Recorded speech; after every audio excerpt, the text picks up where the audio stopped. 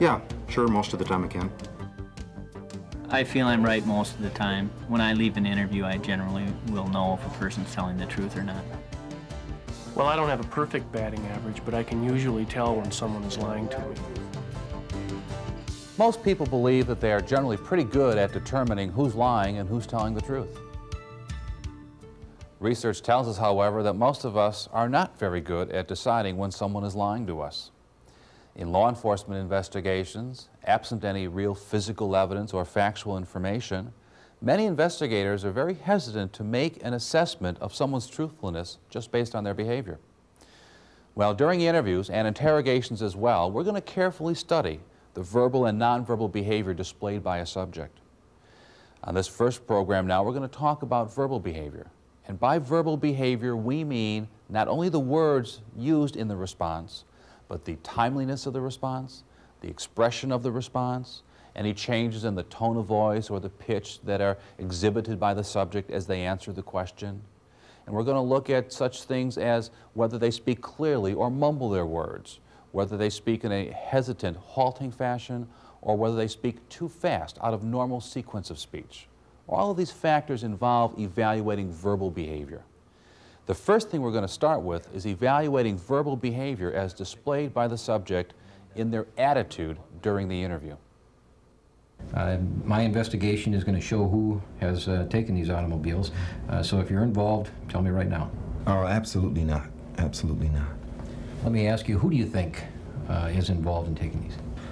Well, I have an idea, but I don't know for sure. Who would you suspect if you had some, some inkling? Well, first of all, I think it had to be an employee, because whoever it was had to have a key to open the gate. Now, out of the employees that we have here, 2 of them started about a month before the first car was stolen. I don't know why, but I just don't trust those guys. Okay, can you tell me who those persons are? One is Greg Jones. The second is Mike King. Okay, and on the other hand, you can help me out a lot too by eliminating certain people in the company. Is there anybody that you can vouch for, that you can that you know are honest, that you would totally eliminate? Oh, sure. The manager, Tim, a couple mechanics, Henry and Jerry. I trust all those guys. Okay. Now, let's take a hypothetical situation. If somebody was going to steal cars from the lot, how would they go about doing it? Well, like I said before, they had to be an employee because they had to have access to keys, because the gates are always locked. And they obviously had to come in at night because someone is here until 10 p.m. This subject's attitude is typical of the truthful person. He answers questions in a spontaneous and direct manner and appears concerned and interested in the outcome of the investigation. This person wants the guilty individual identified, and as a result offers us realistic and helpful information to direct the investigation. Here are the characteristics truthful people typically display. They are spontaneous. Spontaneity can be identified by the suspect saying whatever is on their mind. Our suspect was upfront and open about his emotional feelings. They are helpful. A truthful suspect, if possible, will offer information which will help focus the investigation by naming possible suspects and eliminating others from suspicion. They are not at all afraid to speculate as to the motives or method used to commit the crime. They are concerned. Because a truthful suspect is anxious to clear themselves, they will pay close attention to the officer's questions and will not try to minimize the seriousness of the offense or explain it away as a non-criminal matter. They are sincere. Sincerity is the quality of presenting a true and accurate image to another person. For example, if a suspect typically uses vulgar language and is abrupt with others, he will not alter those qualities of his personality during the interview. Now, on the other hand, a guilty person's attitude is typically very different from a truthful person. Let's take a look at this next interview. Mike, there's been some automobiles stolen out of the lot here. Mike, if you were involved in stealing any of those cars, my investigation is going to point that out. Maybe you should tell me right now if you were involved. Why would I steal cars from you? I mean, I work here. Well, do you know, Mike, who was stealing the cars? No. I I come to work, do my job, go home. I mean, I don't watch the other guys. I don't watch a lot. I don't know. Well, do you think, Mike, that the cars are being stolen by the employees? I don't know. Could be anybody, I suppose. It wouldn't have to be somebody who works here. Mike, is there anybody in the company that you would vouch for? Anybody that you know is honest and would never do anything like this? Like I said, I come to work, I do my job. I don't know. I mean, who am I to say what someone else could do? I don't know. Well, if the cars were not actually being stolen, Mike, and that's a possibility, why do you suppose they disappeared from the lot? Who knows? Maybe they transferred some cars to another dealer, lost the paperwork. I don't know. The last thing a guilty person wants to do is to offer assistance in the investigation. Their motive is to make their guilt as hard to detect as possible. Guilty people are typically not helpful, not spontaneous, and not sincere. The guilty suspect is often guarded in their verbal response to questions. They are reluctant to offer too much information when answering a question. Their responses are delivered in a carefully guarded manner, as if each question is designed to potentially trip them up. Whereas the truthful suspect is helpful, the guilty suspect is unhelpful. Typically, this individual will not narrow down the field of suspects and may even try to open up the investigation by suggesting unrealistic suspects. They're also reluctant to speculate on theories regarding the motives or method utilized to commit the crime. Many guilty suspects are unconcerned. They incorrectly believe that a truthful suspect would be calm and nonchalant during an interview. So in an effort to play this role, the guilty suspect oftentimes comes across as appearing disinterested or not worried about anything. Another common personality characteristic assumed by a deceptive suspect is being overly polite to the investigator. In some cases, the suspect may want to appear intellectual, non-social, or very macho. Because these do not represent the suspect's actual personality, he has a difficult time maintaining the facade during the interview and oftentimes comes across as insincere. A denial is a declaration that a statement is not true. And of course, both truthful and deceptive people will make denials, but the truthful person's denial is usually very easy to identify. Dan, where were you on January 17th? I was at home. Did you force her to have sexual intercourse? Absolutely not. That's crazy. I've never forced a woman to have sex in my life. A truthful suspect's denial will immediately follow the question. It will be very strong, unequivocal, and direct. No, I didn't have anything to do with it. They don't hesitate, there's no uncertainty. Typically, the truthful person will reinforce their denial with such phrases as, never, not at all, absolutely not, because they want to make sure you know, in no uncertain terms, they didn't do it. Oftentimes, the innocent person makes broad, sweeping denials, as illustrated in this example. Absolutely not. That's crazy. I've never forced a woman to have sex in my life. This response is typical of a truthful person. But what happens when a guilty person denies something? Typically, you will see a delay. After the question is being asked, there is hesitation, during which the deceptive person may engage in grooming gestures. They may repeat the question because they're stalling for time. They're not sure how to answer the question, so there's typically a delay before they verbalize an answer. Did you force her to have sexual intercourse? Did I force her to have sex with me? Hey, I've been out of town for the last month. In addition to delaying their response, a lot of guilty people will verbalize a denial, but it's a weak tone of voice. It's not very strong. It's apologetic. It's pleading. In fact, sometimes it's even mumbled where you can't hear their words.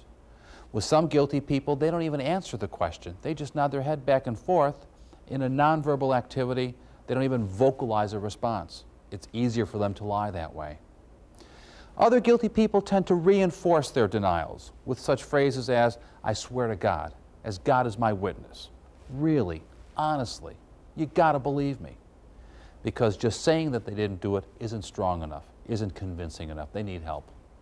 And finally, some guilty people tend to deny their crime in very specific, narrow terminology. Consider, for example, the interview of a suspect who is being questioned about selling drugs to an undercover police officer. Crystal, if you sold any drugs to anyone last Saturday night, our investigation will clearly indicate that. So let me ask you, did you sell any drugs last Saturday night? Look, I did not sell 1.5 pounds of marijuana to anybody last Saturday night. Of course, what she's not denying is that she may have sold 1.5 pounds of marijuana on Sunday night and 2 pounds on Saturday night. One of the things to remember is that some guilty people don't have the confidence to make an outright denial.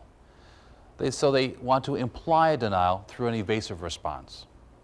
The following 3 scenarios show examples of evasive responses to specific questions that the suspects hope the interviewer will take as a denial. Were you involved in that robbery? Honestly, man, this is the first time I heard anything about it. Are you telling the truth about what happened?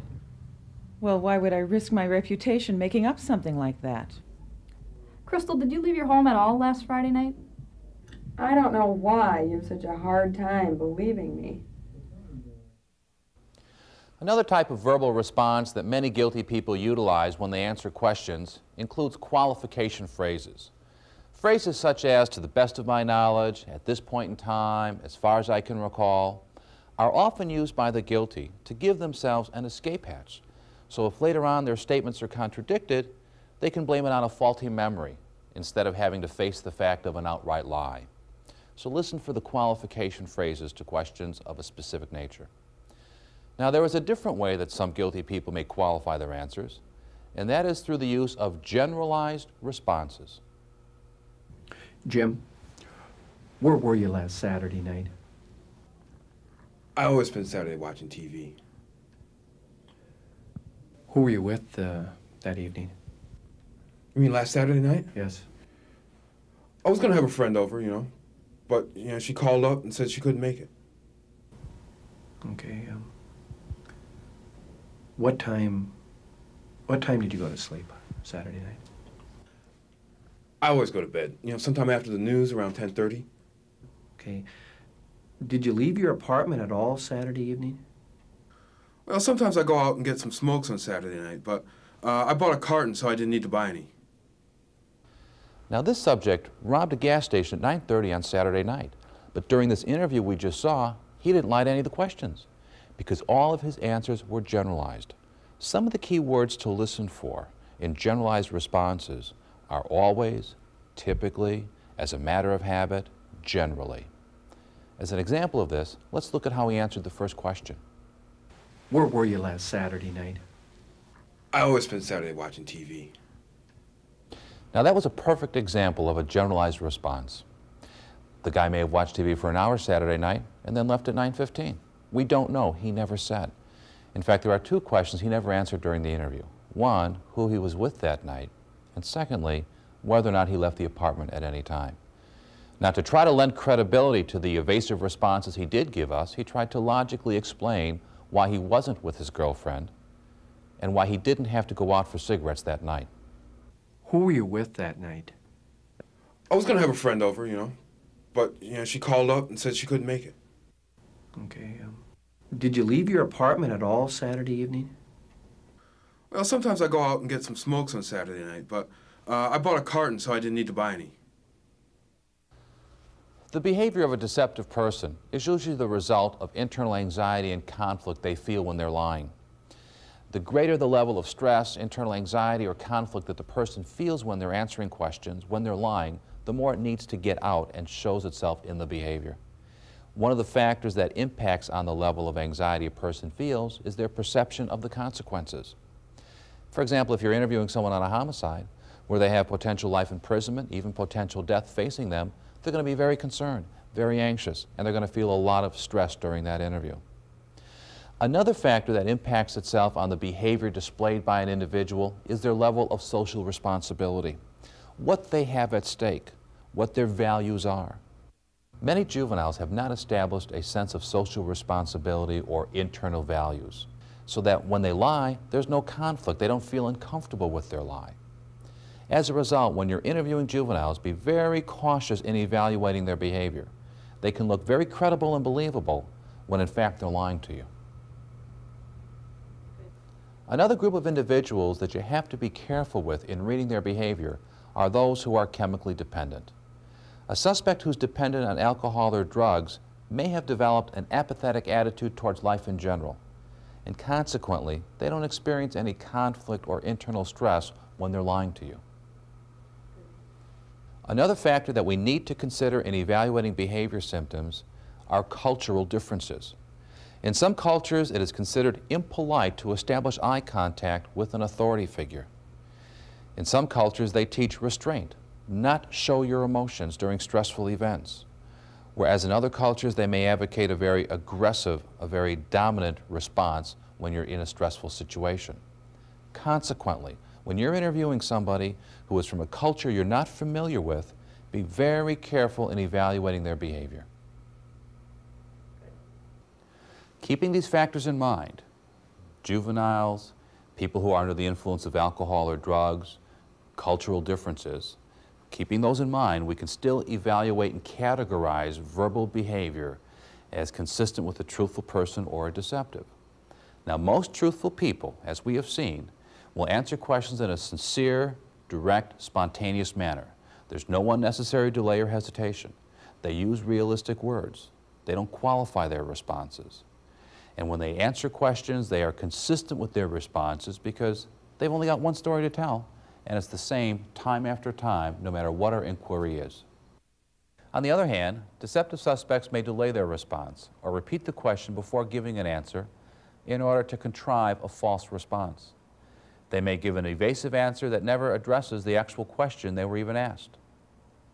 Some deceptive suspects tend to mumble or to talk so softly that they can't even be heard clearly, almost as though they're trying to disguise what they're saying, while others may speak at a very rapid pace or display erratic changes in the tone of voice or pitch of their voice. A verbal response coupled with nervous laughter or levity can oftentimes be an attempt to camouflage deception. A deceptive person may try to bolster his or her answers with phrases such as, "to tell you the truth," "to be perfectly honest with you," or "to be quite frank." More sophisticated liars may use the same type of evasions, but they usually plan beforehand so that their answers include a protective verbal coding. A protective coding could be phrases such as, "at this point in time," "if I recall correctly," or "it's my understanding." Deceptive people use those phrases to give them an escape hatch, as opposed to just verbalizing an outright lie. It should be remembered that verbal behavior should always be viewed and evaluated in conjunction with the person's nonverbal behavior, what they physically did as they answered the question. This next program will focus on that nonverbal behavior.